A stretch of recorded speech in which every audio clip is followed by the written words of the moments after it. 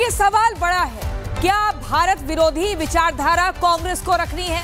बार बार कांग्रेस के नेता जो है वो भारत के विरोध में राष्ट्र विरोधी बयान देते हैं और विदेशी नेताओं के सुर में सुर मिलाते हैं। अमेरिका के राष्ट्रपति सामंतवादी मानसिकता के साथ दुनिया को चलाना चाहते हैं, अपनी शर्तों पर भारत को थोपना चाहते हैं। भारत ने किसानों, व्यापारियों और उद्योगों के हितों का हवाला देकर ट्रेड डील अपनी शर्तों पर करने की बात कही तो छल्लाए ट्रंप ने भारत को डेड इकोनॉमी कहा। ट्रंप के बयान का विरोध करने की जगह भारत में नेता प्रतिपक्ष राहुल गांधी ने ट्रंप के भारत विरोधी बयान का समर्थन कर दिया है, जिसको लेकर जमकर निंदा की जा रही है कि नेता कैसे अपने देश के भी नहीं है, अपने देश में रहते हैं, यहीं का खाते हैं, यहीं के विरोध में बोलते हैं। आप रिपोर्ट देखिए।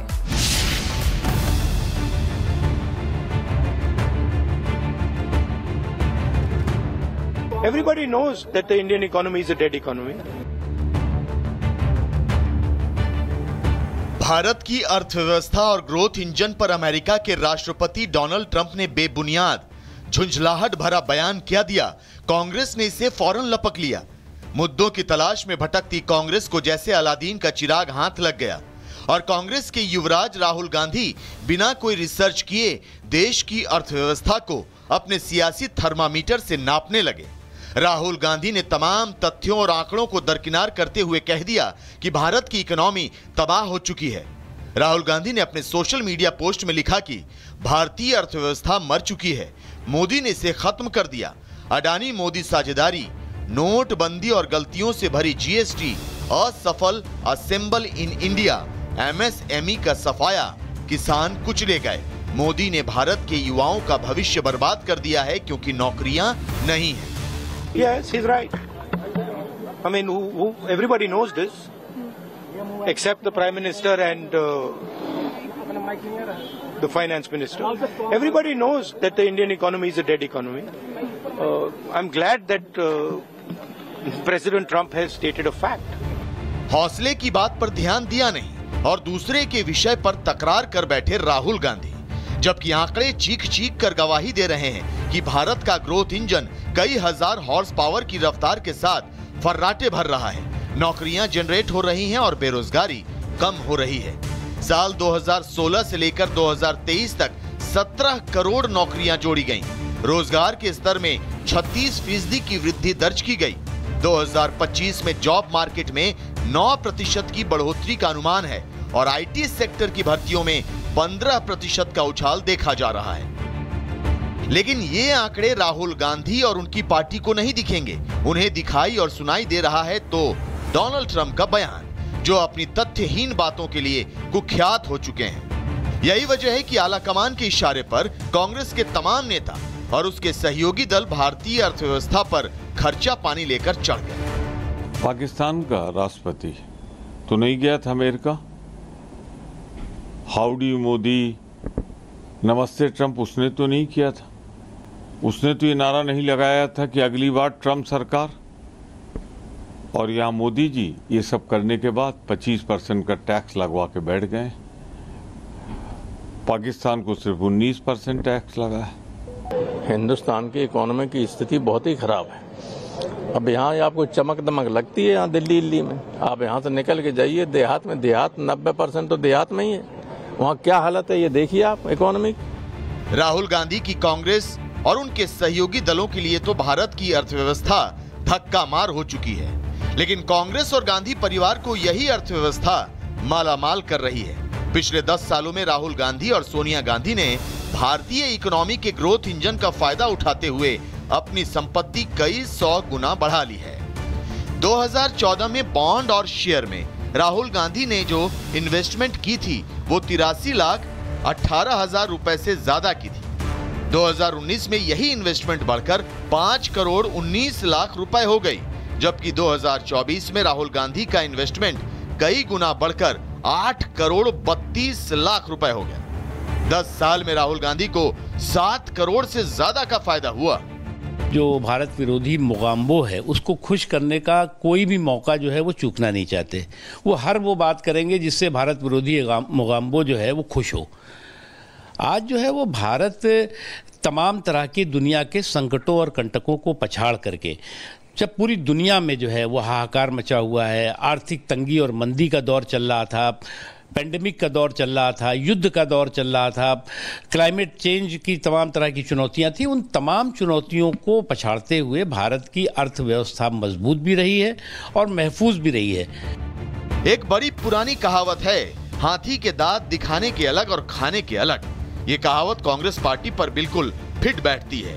अब सोचना उन वोटर्स को है जो कांग्रेस को अब भी बीजेपी के विकल्प के तौर पर देखते हैं, जो अब भी राहुल गांधी के बयानों और कांग्रेस के मुद्दों को गंभीरता से लेते हैं। Bureau report, Republic Bharat. तो देखिए, सवाल बड़ा है, क्या भारत विरोधी विचारधारा कांग्रेस को रखनी है?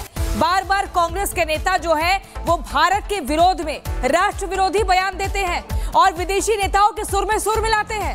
अमेरिका के राष्ट्रपति सामंतवादी मानसिकता के साथ दुनिया को चलाना चाहते हैं, अपनी शर्तों पर भारत को थोपना चाहते हैं। भारत ने किसानों, व्यापारियों और उद्योगों के हितों का हवाला देकर ट्रेड डील अपनी शर्तों पर करने की बात कही तो छल्लाए ट्रंप ने भारत को डेड इकोनॉमी कहा। ट्रंप के बयान का विरोध करने की जगह भारत में नेता प्रतिपक्ष ये राहुल गांधी ने ट्रंप के भारत विरोधी बयान का समर्थन कर दिया है, जिसको लेकर जमकर निंदा की जा रही है कि नेता कैसे अपने देश के भी नहीं है, अपने देश में रहते हैं, यहीं का खाते हैं, यहीं के विरोध में बोलते हैं। आप रिपोर्ट देखिए।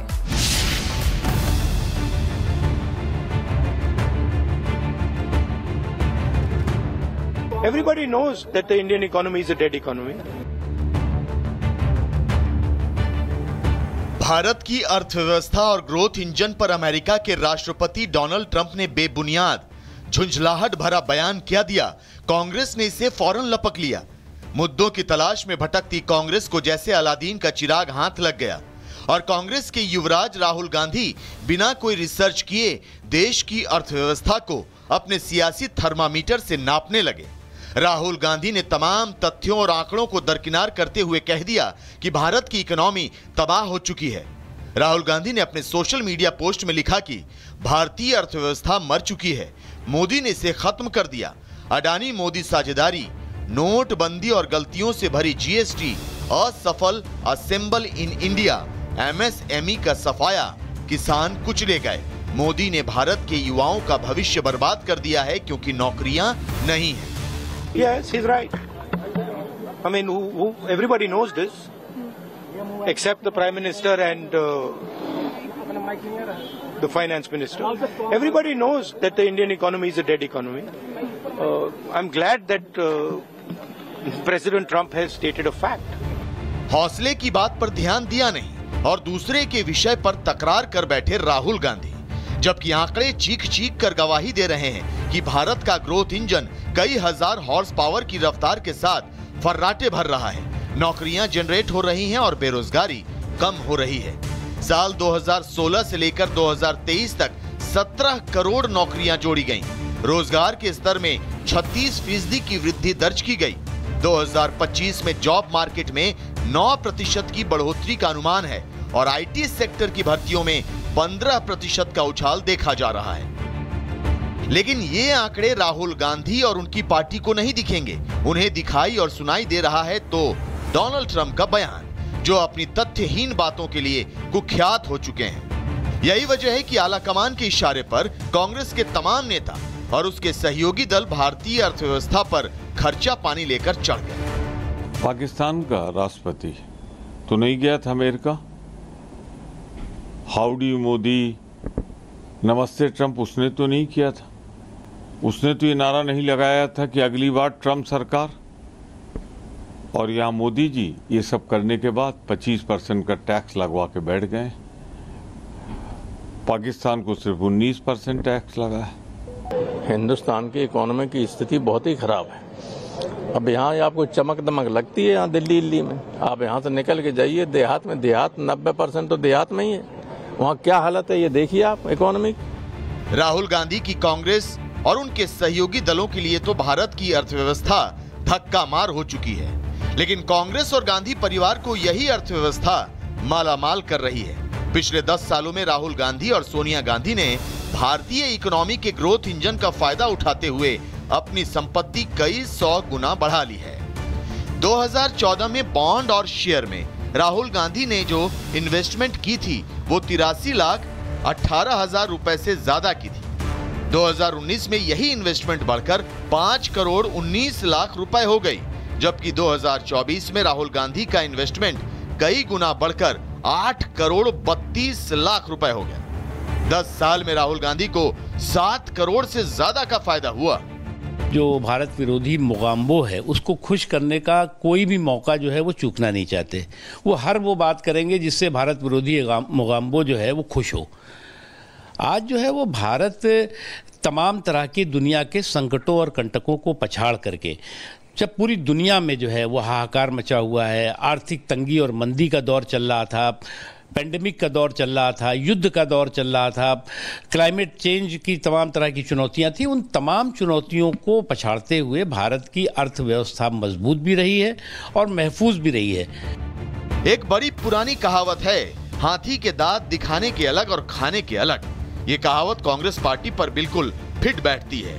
अब सोचना उन वोटर्स को है जो कांग्रेस को अब भी बीजेपी के विकल्प के तौर पर देखते हैं, जो अब भी राहुल गांधी के बयानों और कांग्रेस के मुद्दों को गंभीरता से लेते हैं। Bureau report, Republic Bharat.